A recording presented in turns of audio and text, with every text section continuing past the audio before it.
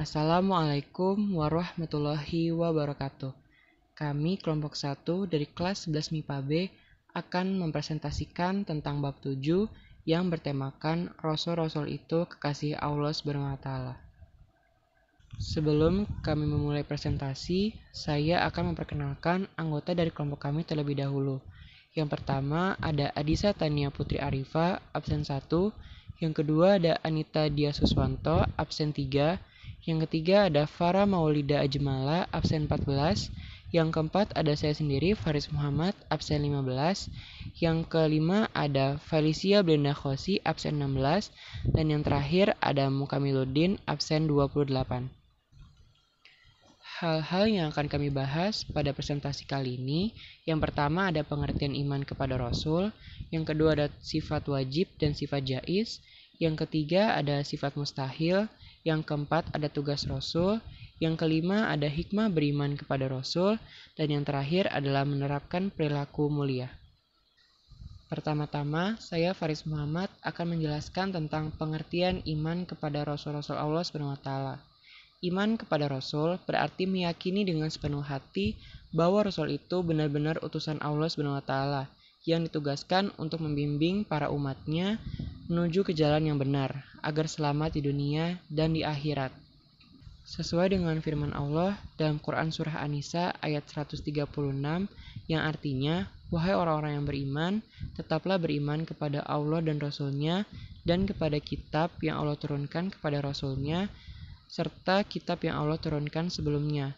Barang siapa yang kafir kepada Allah, malaikat-malaikatnya, kitab-kitabnya, rasul-rasulnya, dan hari kemudian, maka sesungguhnya orang itu telah sesat sejauh-jauhnya. Setelah kita mengetahui arti dari iman kepada Rasul Allah, selanjutnya saya akan menjelaskan apa perbedaan antara Nabi dengan Rasul.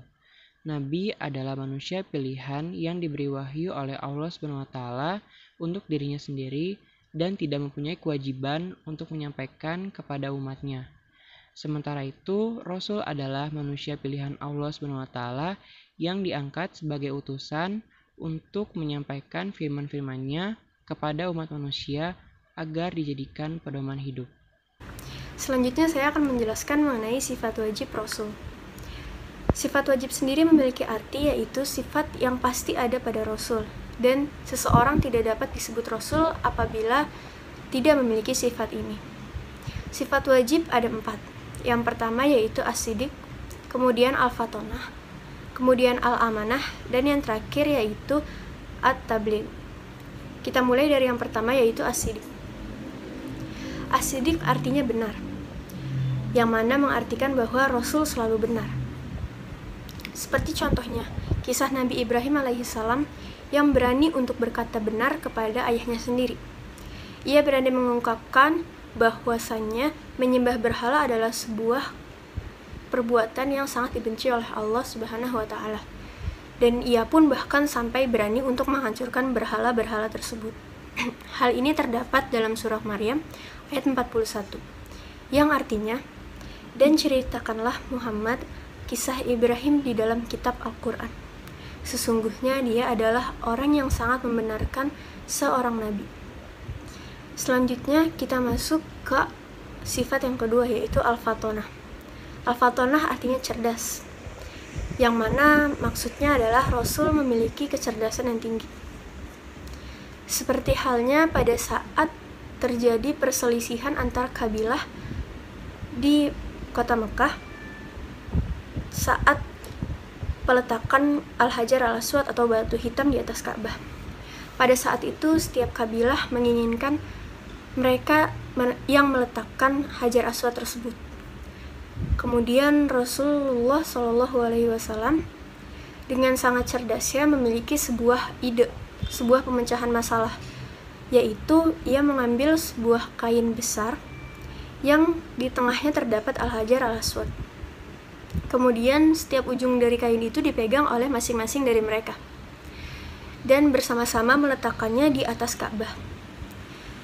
Dari situlah kita bisa melihat bahwa Rasulullah memiliki sebuah kemampuan untuk memecahkan permasalahan yang cukup tinggi.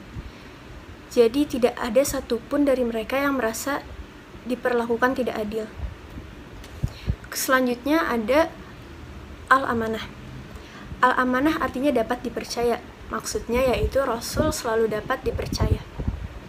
Seperti misalnya saat kaum Nabi Nuh alaihi salam mendustakan apa yang telah dibawa oleh Nabi Nuh.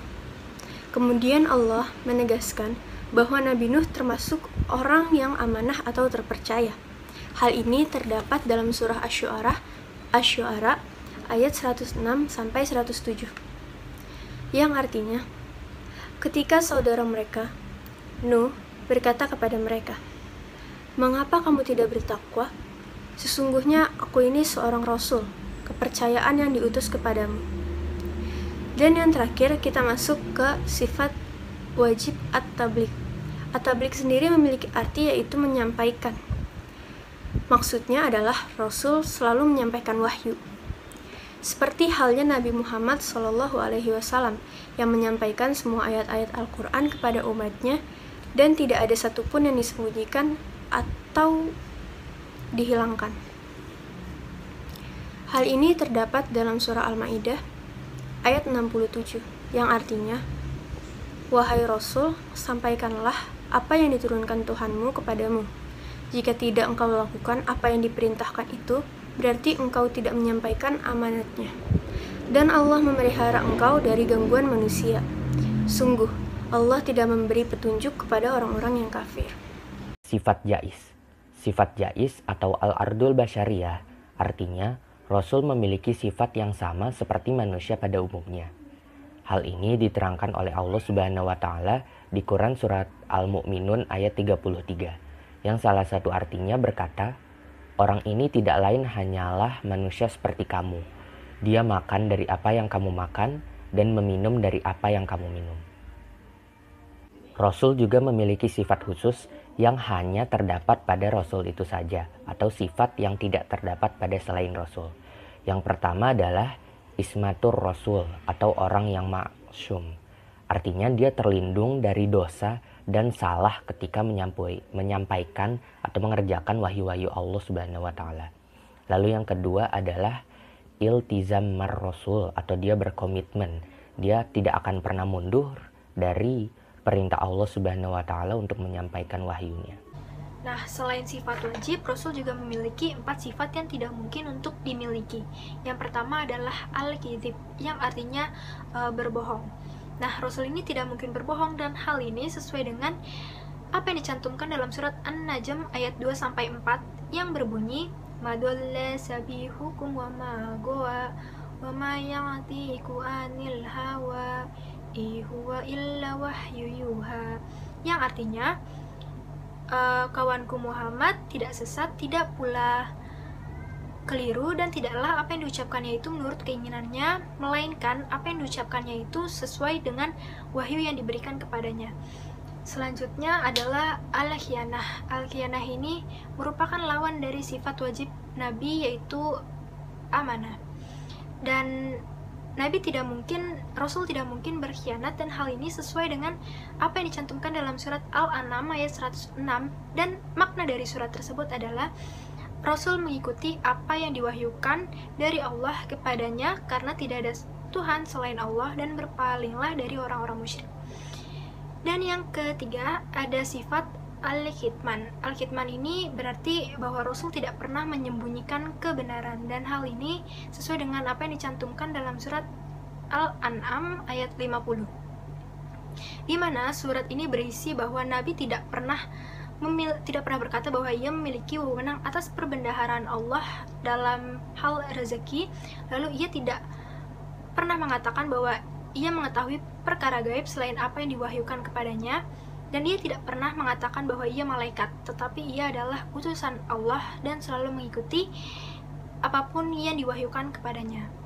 Dan yang terakhir adalah al-baladah. Al-baladah ini berarti bodoh, kebalikan dari sifat al-fatonah yang artinya cerdas. Nah, Rasul ini tidak memiliki sifat bodoh karena Rasul ini merupakan orang pilihan Allah. Walaupun pada awalnya Rasul tidak memiliki kemampuan membaca dan menulis, tetapi ia sangat cerdas dalam bidang berdakwah. Assalamualaikum warahmatullahi wabarakatuh. Perkenalkan, nama saya Adisa Tania Putri Arifa, absen 1. Sekarang saya akan menjelaskan tentang tugas-tugas para rasul. Yang pertama, tugas mereka adalah mengajak manusia beribadah kepada Allah dan meninggalkan sesembahan selainnya. Hal ini tertuang dalam firman Allah surat An-Nahl ayat 36 yang berbunyi, Walaqad ba'athna fi kulli ummatir rasulan an ya'budullaha wajtanibut taghut, yang artinya, dan sesungguhnya kami telah mengutus rasul pada tiap-tiap umat untuk menyerukan sembahlah Allah saja dan jauhilah tagut itu. Jadi, berdasarkan ayat ini dapat kita simpulkan bahwa tugas, inti dakwah, dan inti risalah para rasul yaitu mengajarkan tauhid, mengajak umat manusia untuk menyembah Allah dan meninggalkan sembahan selainnya, atau disebut dengan tagut. Tagut adalah apa saja yang diperlakukan oleh seorang hamba secara melampaui batas. Jadi sesuatu itu dihormati, ditaati, atau disembah. Yang kedua, tugas Rasul adalah menyampaikan syariat Allah kepada manusia dan menjelaskan agama yang diturunkan kepada manusia. Nah, syariat-syariat dari Allah ini sudah tertuang dalam kitab-kitab yang diturunkan kepada para rasul. Maka dari itu, para rasul harus menyampaikan isi kitab itu kepada umat manusia.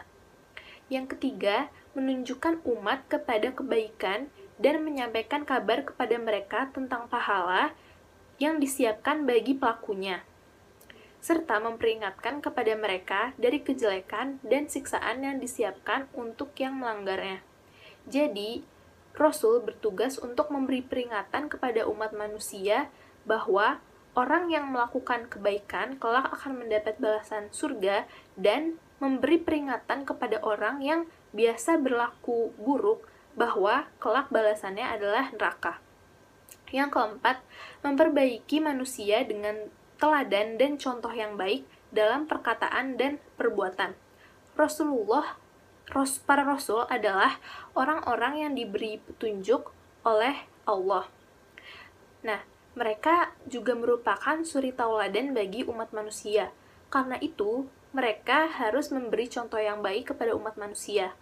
Kita pun sebagai umatnya juga diperintahkan oleh Allah untuk mencontoh para rasul. Tugas Rasul yang kelima adalah menjadi saksi sampainya hujah kepada manusia. Hujah bermakna tanda, bukti, dalil, alasan, atau argumentasi. Sehingga kata berhujah diartikan sebagai memberikan alasan-alasan. Hal ini tertuang dalam Quran Surat An-Nahl ayat 89, yang artinya, dan ingatlah akan hari ketika kami bangkitkan pada tiap-tiap umat seorang saksi atas mereka dari mereka sendiri.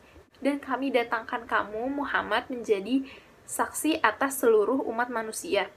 Dan kami turunkan kepadamu Alkitab, Al-Quran, untuk menjelaskan segala sesuatu dan petunjuk serta rahmat bagi orang-orang yang berserah diri.